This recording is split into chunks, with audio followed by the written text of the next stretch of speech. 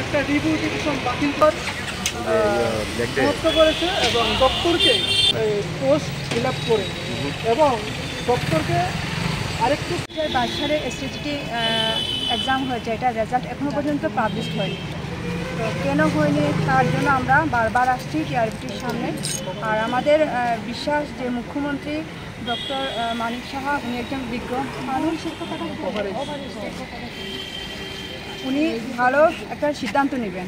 এখানে আমরা অনেক ভাই বোন আছি যারা অনেক ওভারেজ হয়ে গেছে, তো কী করবেন আমরা জানি না, কিন্তু একটা আশ্বাস যে উনি একটা ভালো একটা ডিসিশন নেবেন এবং পঞ্চায়েত ইলেকশনের পরেই আমাদের একটা ভালো একটা ডিসিশন নেবেন।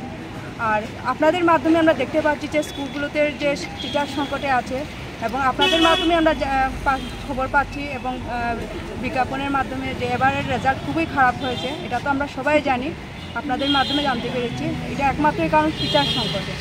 তো তবুও আমরা আশাবাদী যে আমাদের সরকার ভালো একটা ডিসিশন নেবে। ধন্যবাদ। তো এখন পর্যন্ত কতবার এলেন আপনাদের এই? অনেকবার এসেছি, এটা অনেকবার এসেছি।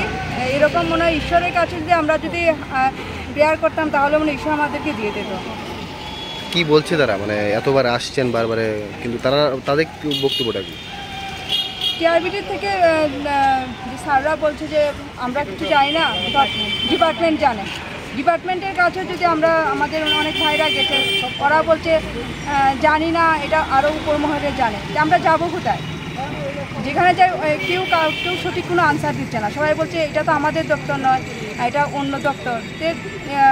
রুলিং পার্টির যারা রুলিং সরকার, এরার কাছে তো এই খবরটা থাকবে। গভর্নমেন্টের কাছে আমাদের এটাই রিকোয়েস্ট, যাতে পঞ্চায়েত ইলেকশনের পরে আমরা যারা কোয়ালিফাই হচ্ছে যাতে সবাইকে একসাথে নিয়োগ করে এবং ত্রিপুরার যে শিক্ষা ব্যবস্থা